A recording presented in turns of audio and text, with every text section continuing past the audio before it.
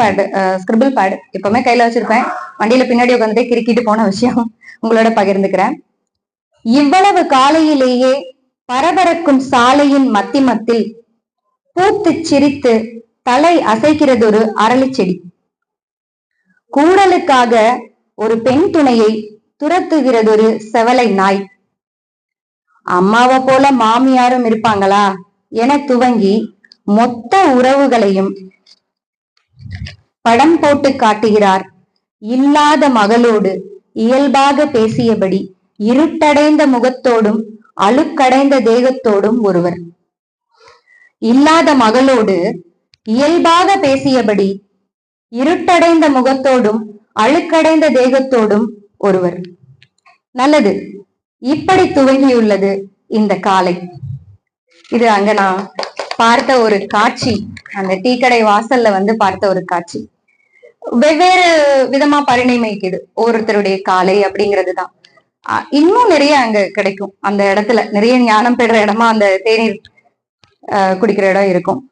அதே இடத்துல சந்திச்சு இன்னொரு நபர் ஒரு துண்டு பீடியும் ஒரு கோப்பை தேநீரும் சட்டினியோடு ஒற்றை உளுந்த வடையும் மட்டுமே ஆறுதலாய் கட்டாத விலைக்கு காய் மூட்டையை கொடுத்து வந்த அவருக்கு.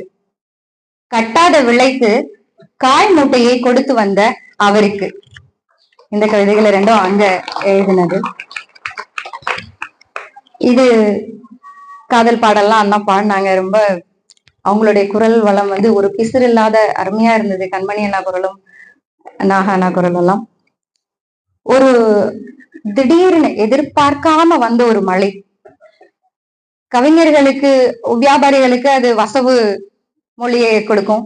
ஆனா கவிஞர்களுக்கு அது எப்பவுமே காதல் கவிதைகளையோ அல்லது நினைவுகளை கிண்டி எழுப்பக்கூடிய ஒரு விஷயமா அமையும். அப்படியான திடீர் மழையில எழுதின ஒரு கவிதை. இந்த கார்கால மேகங்கள் திடீரென துளிர்த்து விடுகின்றன. இந்த கார்கால மேகங்கள் திடீரென துளிர்த்து விடுகின்றன. உனது போர்க்கால நினைவுகளைப் போலவே சகி. உனது போர்க்கால நினைவுகளைப் போலவே சகி. அடுத்ததா இந்த கவிதை ரொம்ப சுவாரஸ்யமான ஒரு கவிதை. முன்ன சொன்னது போலவேதான் ரொம்ப பரபரப்பான ஒரு சாலை. கொஞ்சம் அந்த சிக்னல்ல நிப்போம். நம்மளுக்கும் எதிரில ஒரு கூட்டம் இருப்பாங்க, நம்ம ஒரு கூட்டமா நிப்போம்.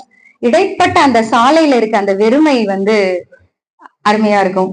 அதுல ஒரு குழந்தையோட செருப்பு கிடந்தது, கவிழ்ந்த நிலையில ஒற்றை செருப்பு. அப்போ எழுதின ஒரு கவிதை.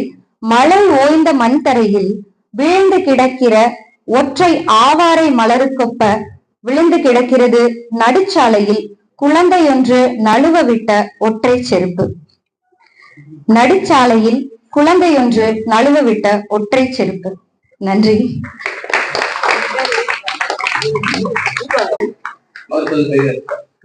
அனைவரும் ஒரு கவிதை வாசித்தால் போதும். ஒண்ணு மட்டுமா?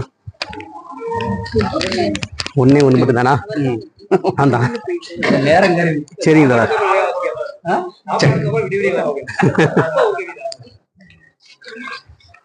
என்னுடைய பேர் முத்து, நான் சிவகாசில இருந்து வரேன். இன்னைக்கு இந்த மாதிரியான ஒரு அருமையான நிகழ்வு. எப்போதுமே கலை இலக்கிய இந்த மாதிரி இலக்கியம் சார்ந்த கூட்டங்களுக்கு நம்ம ஒரு 20 பேர் 25 பேர் இருந்தாலே மகிழ்ச்சியா இருக்கும்.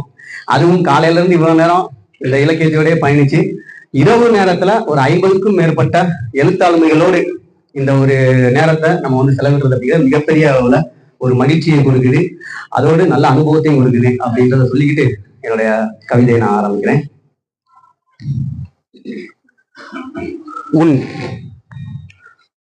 உன் இடுப்பெலும்பு விலக உன் பிறப்பொறுப்பு கிளிய.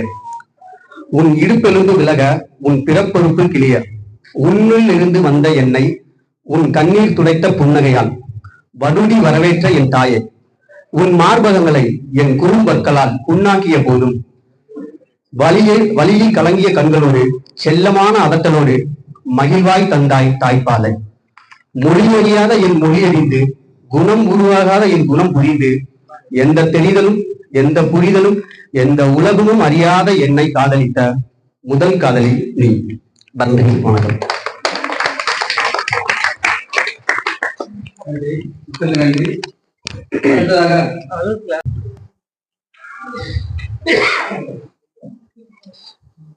கவிதையோட பெயர் கடைசியா சொல்றேன். அப்பாவின் 2 பழைய காலணிகள் வீட்டு வாசலில் பாதுகாவலர்கள் போல் கம்பீரமாக நிற்கிறது. அவர் வளர்த்த செடிகள் எல்லாம் நான் அத்தனை தண்ணீர் பாய்ச்சியும் வாடி நிற்கின்றன. எப்போதும் சற்று தூசியாகவே இருக்கும் அவரின் கண்கண்ணாடி நன்றாக துடைத்து பத்திரமாக வைக்கப்பட்டிருந்தது. அவரின் இருசக்கர வாகனத்தை தொடக்கூட தயங்கியவர்கள் இன்று தைரியமாக எடுத்து உலா வருகிறார்கள். எப்போதும் அவரின் சட்டையை பிடித்து வைத்திருக்கும் ஜன்னல் கதவு அன்று நிர்வாணமாக இருந்தது. அவரின் பாடல்களை எதிர்பார்த்து தினமும் காத்திருக்கும் எங்கள் வீட்டு மொட்டை மாடி கட்டிலின் இடது ஓரம் இன்னும் அவரின் அமர்வுக்காக காத்து கொண்டே இருக்கிறது.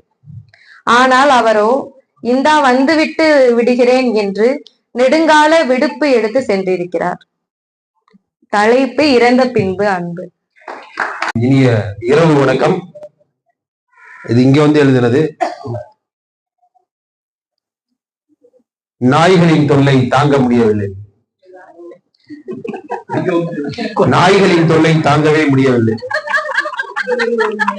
பள்ளிக்கு செல்லும் போதும், கல்லூரிக்கு செல்லும் போதும், ஊருக்கு செல்ல, கடைக்கு போக, இப்படி எங்கேயும் போக முடியவில்லை.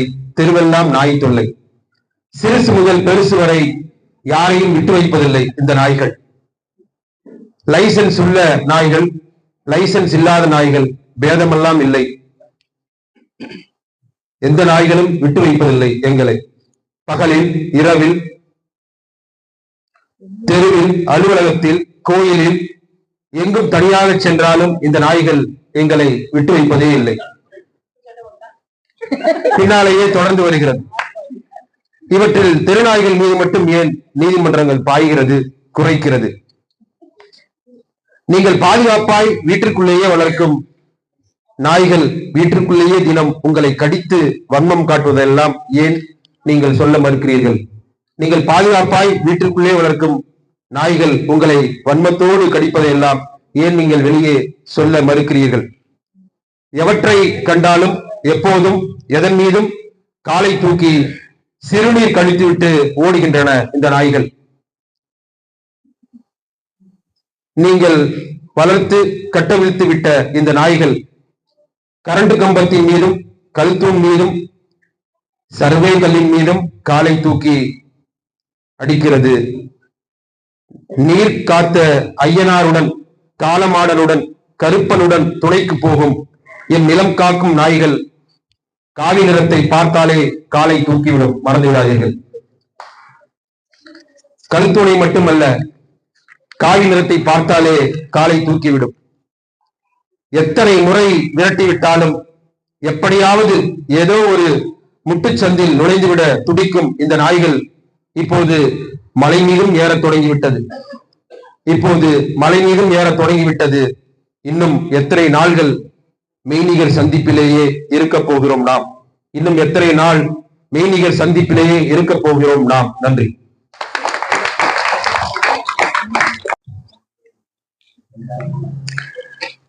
மன்னிக்கணும் தோழர்களே, உங்க கால நேரம் எனக்கு புரியுது. ஆனாலும் சின்ன சின்ன கவிதையா வாசிக்கிறேன், ஒரு 3 கவிதை மட்டும். வெடித்து நின்ற கரிசல் காலமும் கருக்க காத்து கிடக்கிறது.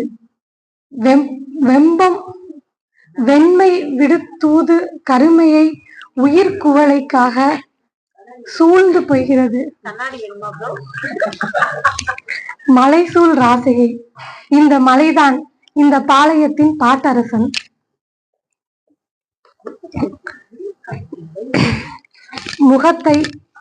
முகத்தின் அழகை சீர்படுத்திக் கொள்ளாதவள் நான். என் பாத விரல்களை சுத்தம் செய்து அழகுபடுத்தி முத்தமிடுவான் அவன். ஆடையில் என்ன அழகு என்பேன் நான்.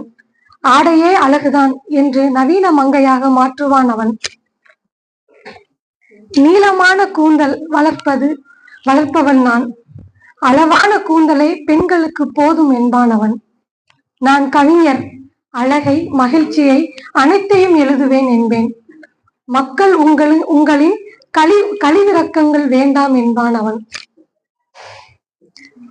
தூரமாக இருந்தாலும் நான் உன்னையே உயிருக்கு உயிராய் காதலிக்கிறேன் என்பேன் நான்.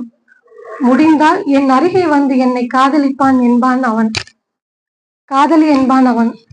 நான் சண்டை போடுவேன், அவன் முத்தம் பரிசளிப்பான்.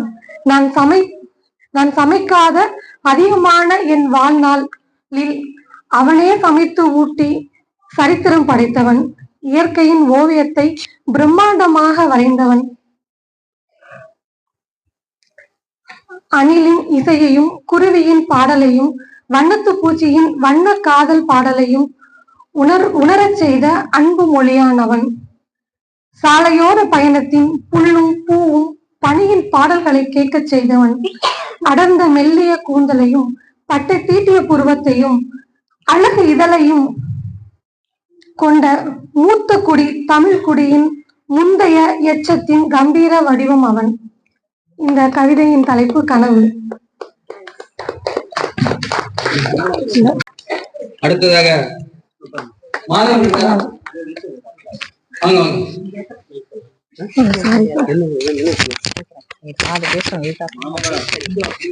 அதுதான் தெரிய மாட்டேங்குது. லைட் இங்கே கிடைக்கும், லைட் இங்க இருந்தா சரியா இருக்கும்.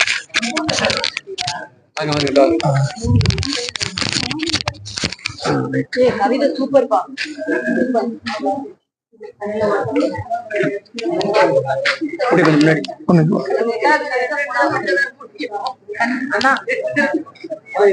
போற பெண்களை பற்றியான கவிதை, வேலைக்கு போற பெண்களை பற்றியான கவிதை. புதுசுதான் இந்த மாசம் எழுதுதான் புதுசுதான். மார்கணம். கவிதையின் தலைப்பு மார்கணம்.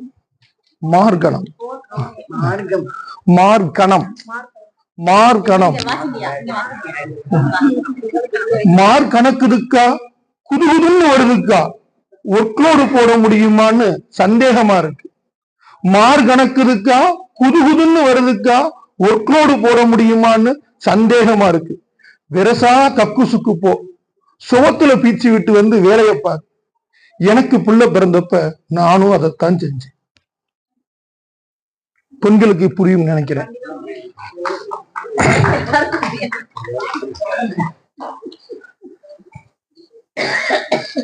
காத்தாடி காத்து, இதுவும் பெண்களை மையமா வச்சு எழுதின பாடம். காத்தாடி காத்து அந்த 3 நாட்களை பத்தி. காத்தாடி காத்து அகழித்து விடக்கூடாது என்று எம்புட்டு கவனமாக இருந்தாலும் சுட்டு முடிவதற்குள் அகழித்து விடுகிறது நடை. வீட்டுக்கு போனதும் காத்தாடி காத்து மொத்தமும் கால் எடுக்கல படுத மாதிரி காலை விரிச்சு படுக்க அம்புட்டு ஆசை. வயதுக்கு வந்த மகனுக்கும் மகளுக்கும் நடுவில் ஒற்றையறை அந்த வாடகை வீட்டில் எப்பவும் போல முடங்கியே படுக்க வேண்டி இருக்கிறது அந்த 3 நாட்களில்.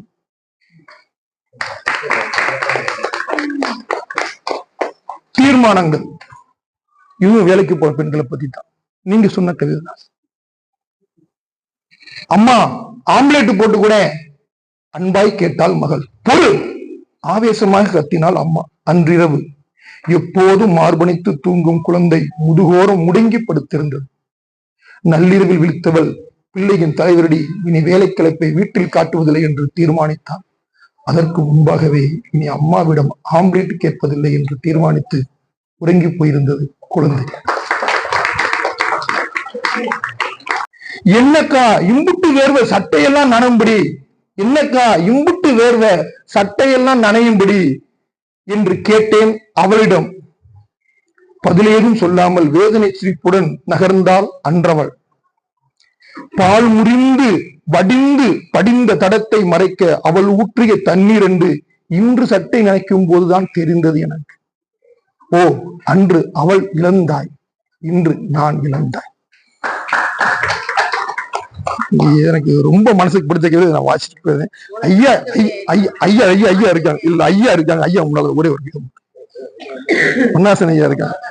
அவருக்கு இல்ல, அவராலே உட்கார முடியாது. சித்தாளு சித்தாளு நித்தம் ஒரு இடத்துல வேலை, கொத்தனாருக்கு கையாளுனா. சித்தாளு இந்த கொத்தனாரு கூட பெண்ணு வேலை வைப்பாங்களா? நித்தம் ஒரு இடத்துல வேலை, கொத்தனாருக்கு கையாளுனா. எம்புட்டு வருஷமானாலும் சித்தாளுதான். அவசரமா வந்தா அடிவயித்த பிரட்டுனா ஒதுங்க கூட இடமில்லாத வேலை. இதுல மாதவிலக்கான அடித்துணி மாத்த எங்கிட்டு போவ? மேஸ்திரியோட மேற்படி சீண்டலையும் இரட்டையர்த்த நக்கல் பேச்சையும் சகிக்க முடியாம கண்ணீரும் கோவம் தான் முட்டிக்கிட்டு வரும். பசி வந்தா 10ம் பறக்குமாமே, நெசந்தான் போல. பசிக்காகத்தான் வேலைக்கு வரோம். மானத்தையும் ரோசத்தையும் கூச்சத்தையும் உரசி பார்க்காதையே. கல்லையும் மண்ணையும் சுமந்து சுமந்து கல்லு மண்ணை போலவே உணர்ச்சியத்து போச்சு கொத்தனாரு பெரியாளு பேச்ச கேட்டு. வேதனை சிரிப்ப வெக்க சிரிப்புன்னு நினைச்சிட்டாங்க. இத்தனைக்கும் அவங்க ஒண்ணும் வெறி பிடிச்சவங்க இல்ல, அம்புட்டு பேரு நல்லவங்க தான். ஏழைய கண்டுட்டா ஏழைக்கே இலக்காரமா போச்சு. வார்த்தையோட சூடு தெரியாம விளையாடுதாக, விளையாட்டுத்தனமா எடுத்துக்காதுன்னு சொல்லுதாங்க. தலைச்சுமைய சும்மாடு தனிச்சிரு எங்க இருப்பா, மனச்சுமைய நீதான் தணிக்கணும். நன்றி. இரவு வணக்கம். நான் தமிழ்நாடு கலை இலக்கிய பெருமன்ற சிவகாசி கிளையிலிருந்து வருகிறேன். 3 வருஷமாக பயணம் பண்ணி கொண்டு இருக்கிறேன். ஆனா முதலில் பிறந்த குழந்தை போல இருந்தேன். 1 வருடத்துக்கு முன்னால் 12 வார பயிற்சி நடத்தினாங்க, கவிதை பயிற்சி. அதுல கொஞ்சம் நான் முன்னேறி இருக்கேன், கொஞ்சம் முன்னேறி இப்பதான் நடக்க ஆரம்பிச்சிருக்கேன். ஏன்னா அதனால இந்த கவிதைய சிறுகதை நான் சொல்றேன். 12 எழுதியிருக்கேன், ஒரு 4 மட்டும் நான் சொல்லிடுறேன். ஒண்ணு போதுமா? சின்னதான். பணக்கார வீட்டில் பிறந்த நாள் கொண்டாட்டம். எதிர்ப்போடு வேலைக்காரி குழந்தைகள் விதவிதமான உணவுகள் அம்மா கொண்டு வருவார்கள் என்று அவளோடு விளையும் பூமி எங்கும் கட்டிடங்களை எழுப்பிவிட்டால் பசிக்கு என்ன கட்டிடத்தையா உண்போம்? ஒற்றை 14. கணவன் தண்ணீரில் மூழ்க, மனைவில் கண்ணீரில் மூழ்க, பிள்ளைகள் வேதனையில் மூழ்கி இருப்பார்கள் வீட்டினுள். வெளியில் எலி இனமாய் அலையும் ஆண்கள் பலர் வீட்டில் ஏனோ பூனை இனமாய் மாறுகிறார்கள். அன்பாரோக்கிய செல்வம்.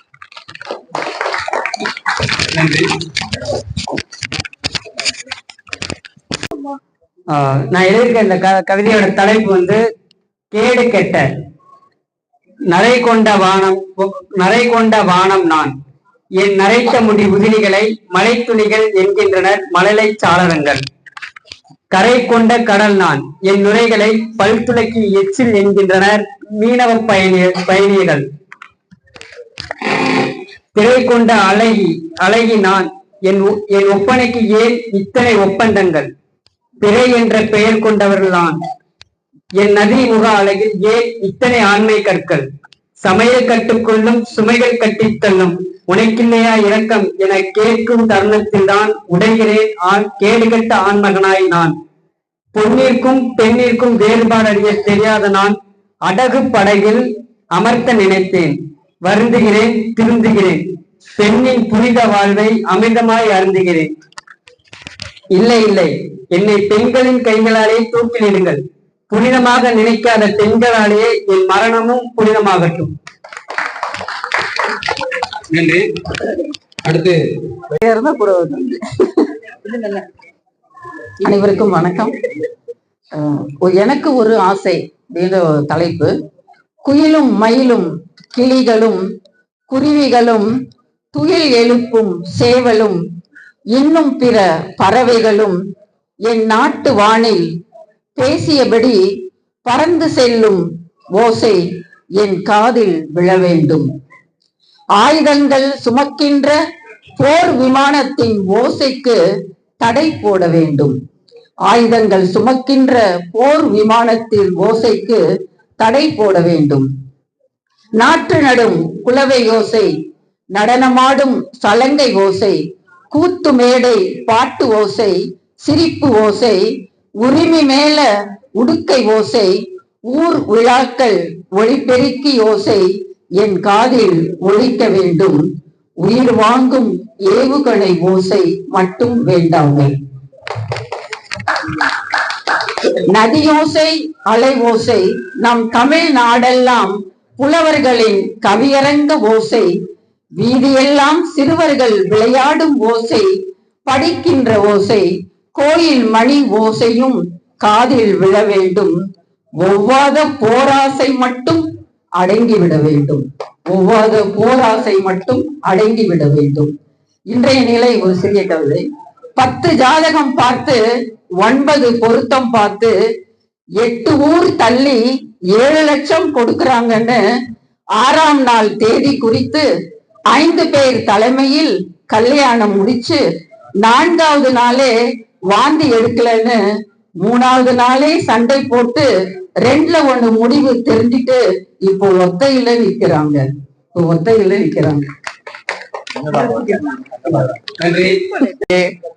கரங்களை நீட்டினாய், மழையில் சன்னல் வழியே கரங்களை நீட்டினாய், உன் உள்ளங்கை இறகைகளில் ஓடுகிறது ஆறு. மழை பெய்த உடனேயே பூக்கத் தொடங்கி விடுகின்றன குடைகள். மழை பிடிக்கும் என்றுதான் சொல்கிறார்கள் கையில் குடையுள்ள எல்லா பெண்களும். மழை குறித்து மழலைகளுக்கு சொல்லிக் கொடுக்காதீர்கள், மழையில் நனைந்து அள்ளி கொடுங்கள். மழைக்கு குடை பிடித்தார்கள் மக்கள், மழையை பிடிக்கின்றன பூக்கள். கண்ணாடியில் இதயம் வரைந்தேன், அது துடிக்க தொடங்கியது.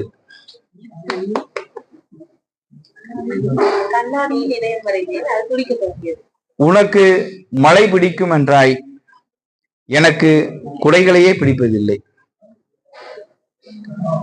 சரியான மழைங்க என்றவர்கள்தான் மழை குறித்து தவறாக பேசுகிறார்கள். நன்றி. வந்து ஒரே ஒரு கரிச காட்டு விவசாயி வந்து சாமி கிட்ட அவரோட துக்கத்தெல்லாம் சொல்லி புலம்புறாரு. அதை வந்து மையமா வச்சதுதான் இந்த கவிதை. புலையனோடு புலம்பல் விட்ட கண்ணீரெல்லாம் விளைச்சலுக்கு தண்ணியானா, முப்போகம் பார்த்திருப்பேன் என் மக்க 3 வேளையும் பசியாம கஞ்சி குடிச்சிருக்கும். மனுஷ மக்கவே குடிக்க தண்ணி இல்லாத இந்த கரிச காட்டுல ஆடு மாடுகளை வச்சு என்ன செய்ய என் ஜாமி புலையா? மேயிறது, கடிக்கிறது, செனனு அம்புட்டையும் விட்டாக்கன காசு ரெட்டிக்கடை வட்டிக்கும் செட்டிக்கடை பாக்கிக்குமே காணல. இதுல நியாயக்கர் வந்து கேட்ட என்ன ஜவாப்பு சொல்லவோ? உழவனா பிறந்தது என் குத்தமா, இல்ல கீழ்ஜாதி கிழவனுக்கு மகனா பிறந்தது என் குத்தமா? வேற வழி தெரியல புலையா, வேற வழி தெரியல. இன்னைக்கு கரிச காட்டை விட்டுட்டு வேட்டாபீஸுக்கு வேலைக்கு போறேன். என் ஜாமி புலையா, வேட்டாபீஸுக்கு வேலைக்கு போனேன் என் பொஞ்சாதிய வேட்டுக்கிரையாக்கி காணா பணமாக்கின மாதிரி என்னையும் ஆக்கிறாத, என் புள்ள குட்டிகளை பரதவிக்க விட்டுறாத. இன்னொருக்கு உனக்கு வேட்டாபீஸ்ல காவ வேணுமா? மொத்தமா எடுத்துக்கோ, என் ஜனம் பூராட்டையும் எடுத்துக்கோ. தாய் தகப்பனை இழந்துட்டு புள்ள குட்டிக பரதவிக்கிறது கண்ணால தாங்கவும் முடியல, காக்கவும் மக தெரியல. கரிசகாடு புறம் கண்டானடி வீசுதே, உன் நாசிக்கது எட்டலையோ? 8-10 மொத்தமா வேட்டுக்கிரையான பேர் கதன்ன கதல் உன் காதுக்கு கேட்கலையோ? ஏன் புலையா, வேட்டு போல உங்கன்னமா அமைஞ்சு போச்சு. அது சரி, போன வருஷம் என் பொஞ்சாதியும் இப்படித்தானே புலம்பிருப்பா, கொட்டி தீத்திருப்பா. உனக்கும் இந்த கரிச மண்ணுக்கும் இதென்ன புதுசா? வாரேன் புலையா, இருந்தா வாரேன் அடுத்த கொடைக்கு. நன்றி.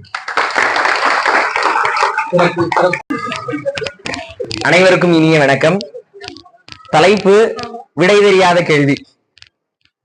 ஏன் சென்றாய் கேட்க மாட்டேன், ஏன் சென்றாய் கேட்க மாட்டேன். விடை தெரியாத கேள்வியாக முற்று பெறாத கதையாக, விடை தெரியாத கேள்வியாக முற்று பெறாத கதையாக தொடர்கிறது நம் பயணம். நதியாய் கடந்து செல்ல எனக்கும் ஆசைதான், நதியாய் கடந்து செல்ல எனக்கும் ஆசைதான். ஆனால் என்ன செய்ய, கடலாய் உன் நினைவுகளை சுமந்து நிற்கிறேன். காரணம், பதில் தெரியாத கேள்விக்குத்தான் விடைகள் அதிகமாக இருக்கும். நன்றி. வணக்கம். கண்மணி ராஜாவின் நேற்றைய தூண்டுதலில் இன்று நாகாவின் தலைமையில் இப்ப பிறந்த கவிதை. தலைப்பு புது வெளிச்சம். பகலின் முடிவில் பௌர்ணமி பூக்கும் என்று, பகலின் முடிவில் பௌர்ணமி பூக்கும் என்று மொட்டை மாடியில் நின்று முகம் நிமிர்த்தி பார்த்து கொண்டிருந்தோம். முகிலனங்கள் குறுக்கும் நெடுக்குமாய் கருப்பும் நீளமுமாய் கலைந்தும் நெளிந்தும் காட்சி கொடுத்ததில் ஓடி ஒளிந்து கொண்டது தேடிய முழுநிலவு. நிமிர்ந்த தலைகளோடு நேரம் கடந்தது. இயற்கையின் விளையாட்டால் ஏமாற்றம் சுமந்தபடி மாடிப்படிகள் ஆற்றுப்படுத்த மறுபடியும்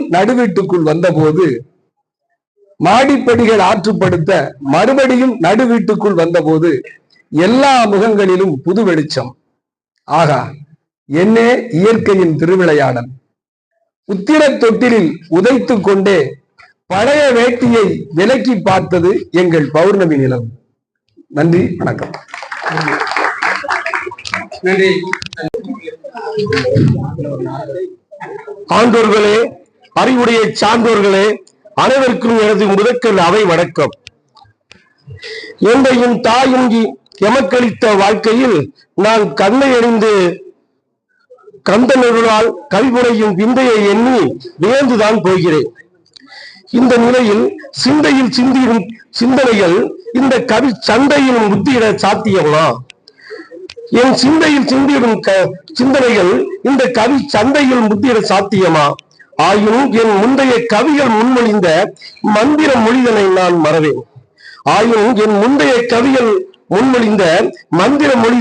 மறவேன். ஆம், தமிழை நேசி, இல்லை இல்லை தமிழை சுவாசி. ஆம், தமிழை நேசி, இல்லை இல்லை தமிழை சுவாசி. எந்திரனான உன்னையும் இந்திரனாக மாற்றும் தந்திரம் என்பது என் தாய் தமிழுக்கு உண்டு. இது உள்ளார்ந்த உண்மை என்றோ? என்னை எழுத வைத்து எழில் செய்தவள் என் அன்னை தமிழ் என்றால், இன்னுயிர்க்கெல்லாம் இடமளித்தாற் போன்று தன் இரு தோள்களையும் எனக்களித்த என் அப்பன் இயற்கையும் ஓர் இறைவனே. ஆம், இயற்கையே இறைவனா நீ. இதய மகிழ உண்பால் எத்துணை எழில்கள். இளம் புன்னகையில் எழில் மலராகிறாய். இதய மகிழ உண்பால் எத்துணை எழில்கள். இளம் புன்னகையில் எழில் மலராகிறாய். தன் இழல் விரித்து இறையும் வண்டிற்கு ஏங்குகிறாய். தென்றலென தோன்றுகிறாய். திரைமறைவு பெண்களையும் திருடனை போல் மெல்ல தீண்டுகிறாய். தென்றலென தோன்றுகிறாய். திரைமறைவு பெண்களையும் திருடனை போல் மெல்ல தீண்டுகிறாய். பின் பொருள் விளங்கா மொழியில் பூக்களோடும் பேசுகிறாய். எரியும் கதிராகிறாய். ஏர் உழவனின் வாழ்வில் ஏற்றம் பெறச் செய்கிறாய். நாடெங்கும் நலம் செழிக்க நதியாகிறாய். அந்த நலமோடு கடலோடு தன் உடல் சேர்க்கிறாய். நாடெங்கும் நலம் செழிக்க நதியாகிறாய். அந்த நலமோடு கடலோடு தன் உடல் சேர்க்கிறாய். நடுவானில் நல்லொளி சேர்க்கும் மதியாகிறாய். அந்த ரதிதேவி அள்ளிக்கு பதியாகிறாய். இன்னும் இதய மகிழ உண்பால் எத்துணை எழில்கள். இதனால் தான் இயற்கையே இறைவனா நீ. இருப்பினும் இதயம் வருந்த இன்று உண்பால் எத்துணை மாற்றம். சாலையை அமைத்து சோலையை சூறை கொள்ளும் சூட்சமும் மனிதனின் சுயநலத்தை காட்டும் சுவடுகள் அல்லவா? சாலையை அமைக்க சோலையை சூறை கொள்ளும் சூட்சமும் மனிதனின் சுயநலத்தை காட்டும் சுவடுகள் அல்லவா? நாகரிகம் நல்க வந்தவன் மாறாக நரகத்தை நல்கி நகரம் என பெயர் நல்குவதா? நாகரிகம் நல்க வந்தவன் மாறாக நரகத்தை நல்கி நகரம் என பெயர் நல்குவதா? அன்னமிட்ட வயல்களை கண்ணமிட்டு வாழ்வதா? அதில் மாடி மீது மாடி கட்டி பிறகு மண்ணை தின்று மாய்வதா? வனவிலங்கை பழிப்பதா? அதில் வழித்தடத்தை அழிப்பதா? குடிக்க நீர் வேண்டி அவை கொள்ளை தூரம் கிடப்பதா? விழுதுகளை வேறறுக்க ஆலமரம் சாய்வதா? ஓர் விடையும் இல்லா விடுகதையா? இயற்கை வீழ்ந்தொழிந்து போவதா? அடுக்குமாடி ஆலைகளும் அகிலமெங்கும் தோன்றிட அசுத்த அரக்கன் உன்னை அழிக்க என்னும் நோக்கமோ? தாய்மை மறக்கும் தரணிகளை உன்னை தூய்மையாக்க துணிவார் இல்லை. வாய்மையில்லா உலகிலை உன்னை வாழ வைக்க நாதி இல்லை. இதயம் வருந்த உண்பால் எத்துணை மாற்றம். இயற்கையே இதயம் வருந்த உண்பால் எத்துணை மாற்றம். இன்று இதயம் வியக்க உண்பால் எத்துணை ஆற்றல்.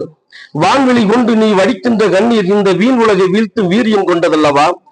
புவியை பிளந்து இந்த பொய்யுலகை தின்னும் பொது உடைமை உலகல்லவா? பொறுப்பற்ற உலகை நெருப்புற்று அழித்து தம் விருப்புற்ற வேறுலகை விதைக்கின்ற வித்தகன் நீ அல்லவா?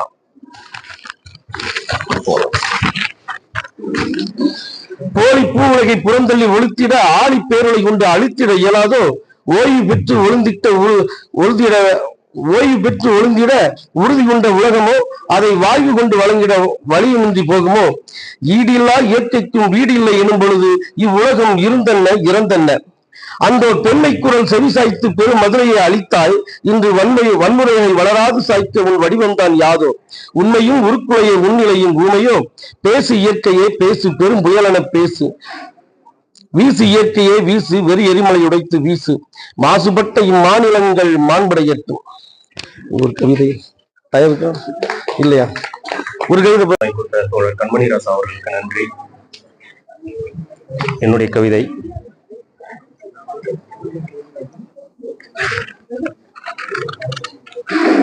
வலப்புறமும் இடப்புறமும் அசைவ சைவ உணவகங்கள், இடையில் வயதான மூதாட்டியின் விசிறிக்கடை. விற்பனை இல்லாமல் பசியில் படுத்து விட்டாள். மனிதர்களின் மனம் சைவமா அசைவமா? நன்றி. வணக்கத்தையும் நன்றியும் கூறி தொடங்குகின்றேன் ஒரு கவிதை. தமிழாலே வளமாகும் வாழ்வு. உலகின் மூத்த மொழி முக்கால முத்துமொழி. உலகின் மூத்த மொழி முக்கால முத்துமொழி. பன்னாட்டு அறிஞரும் பாராட்டும் மூத்த மொழி. வல்லினமும் மெல்லினமும் இடையினமும் ஒருங்கிணைய. வல்லினமும் மெல்லினமும் இடையினமும் ஒருங்கிணைய. தமிழான குறியீடே தமிழான குறியீடே. கடல் கடந்தும் களப்பற்ற தமிழ் பரப்ப என் திசையும் சென்றிடு. கடல் கடந்து களப்பற்ற தமிழ் பரப்ப என் திசையும் சென்றிடு. தடைவரின் வென்றிடு தமிழா, தடைவரின் வென்றிடு நீ, தடைவரின் வென்றிடு. உலகில் தமிழாலே வளமாகும் வாழ்வென்னும், உலகில் தமிழாலே வளமாகும் வாழ்வென்னும் மந்திரத்தை மனதிலே விதைத்திடு. தமிழாலே வளமாகும் வாழ்வென்னும் மந்திரத்தை மனதிலே விதைத்திடு. மந்திரத்தை மனதிலே விதைத்திடு. நன்றி, வணக்கம். இரவு வாழ்த்துக்கள். அத்துணை வேறும் புதுமுகங்கள். எங்க அண்ணாச்சியை தவிர அண்ணதாசன் எங்க ஊருக்காரரு. எங்கள் வாழ்வும் எங்கள் வளமும் மங்காத தமிழ் என்று சங்கே முழங்கு, சங்கே முழங்கு. எங்கள் பகைவர் எங்கோ மறைந்தார், இங்குள்ள தமிழர்கள் ஒன்றாதல் கண்டே. எங்கள் வாழ்வும் எங்கள் வளமும் மங்காத தமிழ் என்று சங்கே முழங்கு, சங்கே முழங்கு. நெல்லைன்னா அல்வா. நெல்லைன்னா அல்வா மட்டுமல்ல, பரணியாரும் உண்டு. தாமிர பரணியாரும் உண்டு. அதுபோல ராஜபாளையம்னா நாய் மட்டுமல்ல, ராஜபாளையம்னா நாய் மட்டுமல்ல, ஐயனார் கோயில் அருவிக்கரையும் உண்டு. இன்னும் கூட இன்று தமிழ் மணக்கும் கவிதை பயிலகம் நன்றாய் சிறக்கிறது. ஒவ்வொரு அமர்வாய் தொடர்ந்து கவியரங்கு மணக்கிறது. இப்போது கவியரங்கு மணக்கிறது. அவரவர் தலைப்பினில் அவரவர் சிந்தனையில் அகமதில் நுழைந்திடும் முகமது வியந்திடும். அவரவர் தலைப்பினில் அவரவர் சிந்தனையில் அகமதில் நுழைந்திடும் முகமது வியந்திடும். முன்னெடுப்பு இதுவெனில் முழு மதியும் அளந்திடும். வந்திருக்கும் நினைக்கிறேன், அங்க தெரியல. முது மதியும் மலர்ந்திடும். எழுந்து வரும் ஆதவனும் சிரித்திடும். ஆமாம், நாளையும் விடிந்திடும். ஞாயிறு என்று விரிக்கின்றேன் என் கவியை. ஞாயிறு இரவு அன்று. நாளைக்கு இல்லை, நாளைக்கு இரவு. இன்னைக்குதான் ஞாயிறு இரவு. இது கவிதை இல்ல, நான் கவிதை ஆரம்பிக்கல.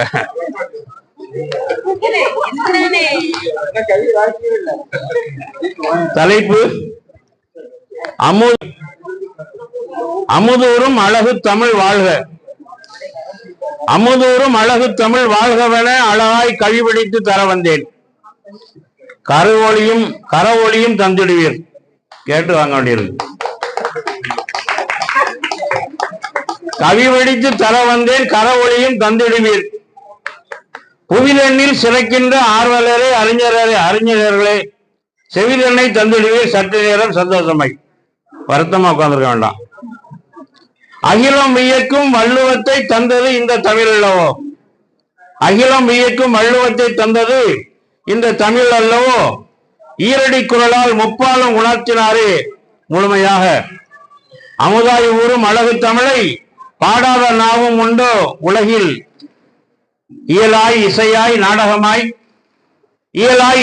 நாடகமாய் உருவெடுத்த உயர்ந்த தமிழை புகழாத புலவரும் இல்லை, புவியாலும் மன்னரும் இல்லை. புகழாத புலவரும் இல்லை, புவியாலும் மன்னரும் இல்லை. எட்டு திக்கிலும் கொட்டு முரசு கொட்டி முழக்கும் தமிழின், எட்டு திக்கிலும் கொட்டி முரசு கொட்டி முழக்கும் தமிழின் பாட்டில் மயங்காதவர் இப்பாறையில் இல்லை என்பேன் நானும். முச்சங்கமும் போற்றி வளர்த்த முத்தமிழும் நீயே என்பேன். அன்னை தமிழை காக்கும் கரமாய் உலகில் என்று வாழ்வேன்.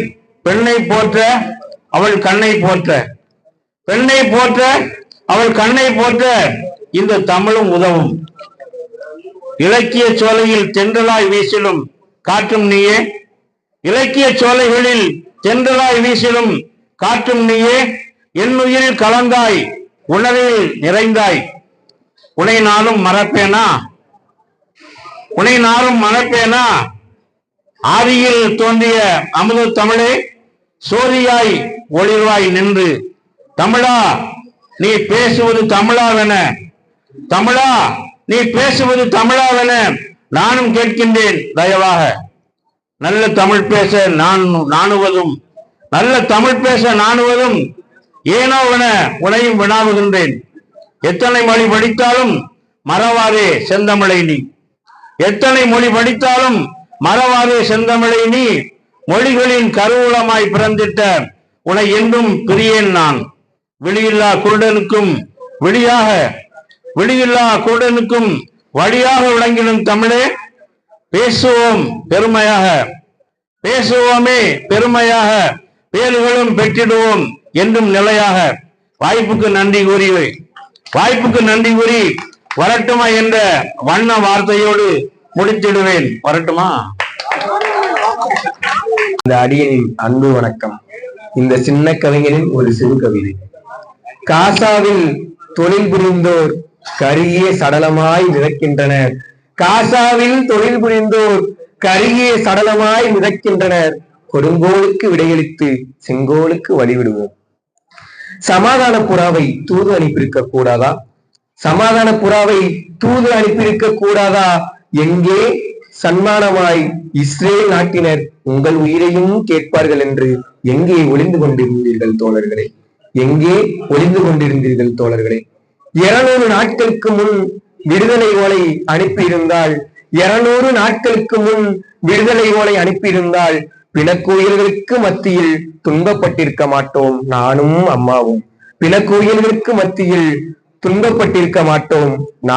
அம்மாவும். காசா நாட்டினரை பிணைமான் என நினைத்து வேட்டையாடுகின்றான் இஸ்ரேல் நாட்டு வேடல். இஸ்ரேல் நாட்டு இழிச்சவயன்களிடம் பாலஸ்தீனிய பண்பாளர்கள் தோட்டாக்களை பரிசு வாங்க செல்கின்றனர் மார்பு காட்டி. ஆணவம் அக்கிரமம் என்னும் சிறையை கட்டிவிட்டார்கள். சிறையை உடைக்க வேண்டும். சாவி கொண்டு வாருங்கள் தோழர்களே. சாவி கொண்டு வர மறந்துவிட்டால் கடப்பாறையுடன் எடுத்து வர மறந்து விடாதீர்கள் தோழர்களே. நன்றி, வணக்கம்.